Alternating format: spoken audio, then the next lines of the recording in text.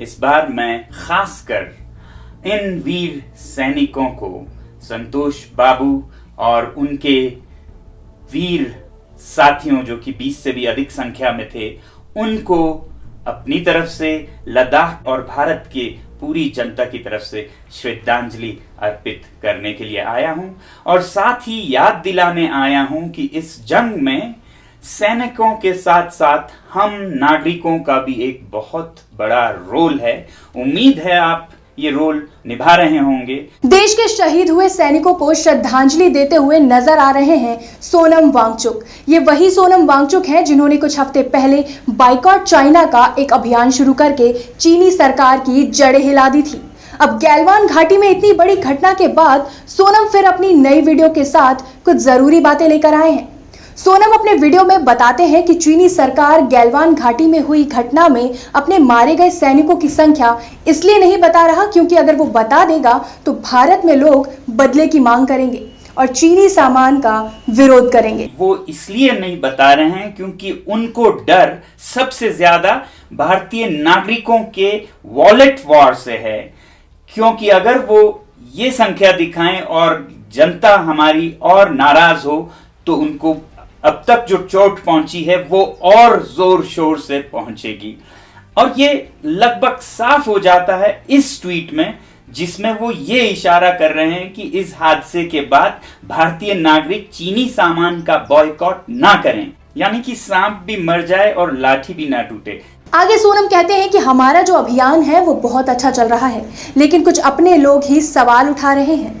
करीब 2 हफ्ते पहले जो हमने एक आंदोलन छेड़ी थी, boycott made in China with wallet power, ये अब भारत में बहुत ही इस पर जोर शोर से अमल हो रहा है, मगर फिर भी हमारे ही कुछ लोग इस पर सवाल उठा रहे हैं, कुछ वीडियो बना रहे हैं कि क्या ये असर करेगा। असर कितना हो रहा है हम चीनी अखबार के ही इन कार्टूनों और रिपोर्टों में देख सकते हैं। आगे सोनम कुछ उदाहरण के जरिए बताते हैं कि हमारा बाइकॉट चाइना काम कर रहा है क्योंकि चीन हमारे अभियान से तिलमिलाया हुआ है, इसलिए वो अभी अमूल विज्ञापन को हटवाने की कोशिश करता है तो कभी ग्लोबल टाइम्स में गीदड़ भभकी देता है। पहले तो चीनी अखबार ग्लोबल टाइम्स ने ये कहा कि भारतीय लोग तो चीनी सामान के बिना रह ही नहीं सकते, उन्हें ये कहने की जरूरत क्यों पड़ी अगर असर नहीं होता तो।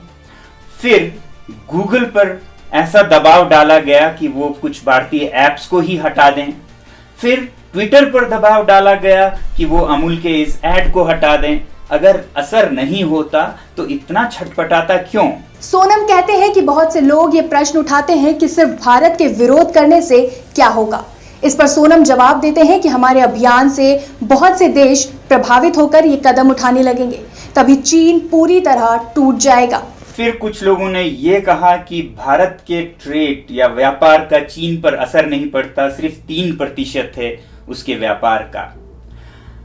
हमने हर समय कहा कि भारत अकेला नहीं, भारत से प्रेरित होकर दुनिया के बहुत से देश ऐसा ही करने लगेंगे, तब चीन पर पूरा असर पड़ेगा। अब मैं आपको आज और कल की बात बताऊं, मुझे एक ही दिन में यूरोप के गार्डियन अखबार से, अमेरिका के वॉल स्ट्रीट जर्नल से और ऑस्ट्रेलियन ब्रॉडकास्टिंग कॉर्पोरेशन से फोन कॉल्स आ रहे हैं। इसके बारे में आप दुनिया को समझाइए। वीडियो में आगे सोनम कहते हैं कि कुछ लोग सवाल उठा रहे हैं कि इस अभियान से भारत को ही ज्यादा नुकसान होगा क्योंकि चीनी सामान का व्यापार भी भारतीय लोग कर रहे हैं। और फिर ये कहा गया कि इससे भारत को ही ज्यादा नुकसान होगी, रोजगार कम हो जाएंगे क्योंकि हमारे ही लोग चीनी सामान का व्यापार कर रहे हैं।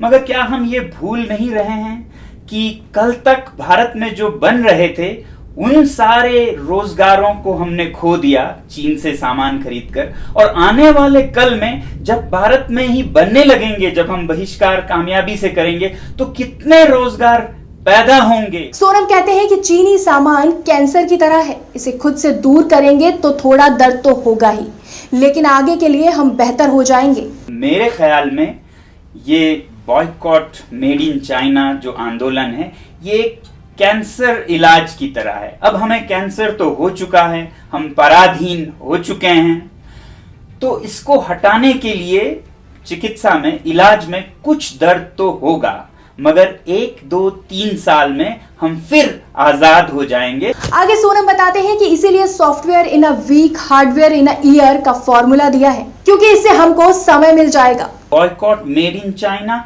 Software in a week, hardware in a year.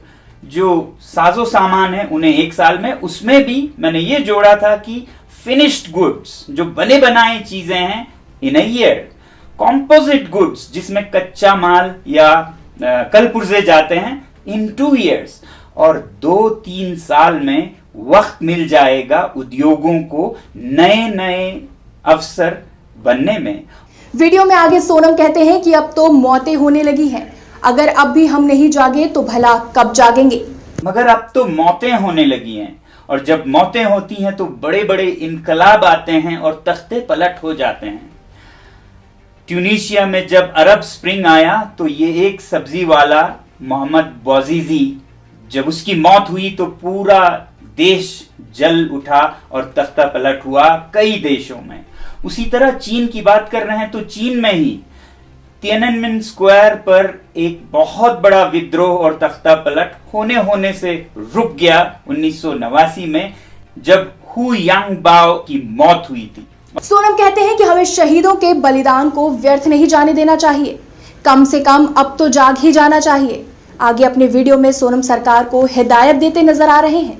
हमारे वीर संतोष बाबू और उनके 20 साथी शहीद हुए हैं। अब तो पूरा देश एक साथ जागे, उठे और कार्यवाही करे अपने वॉलेट्स के साथ, और उनके मौत को व्यर्थ न जाने दें।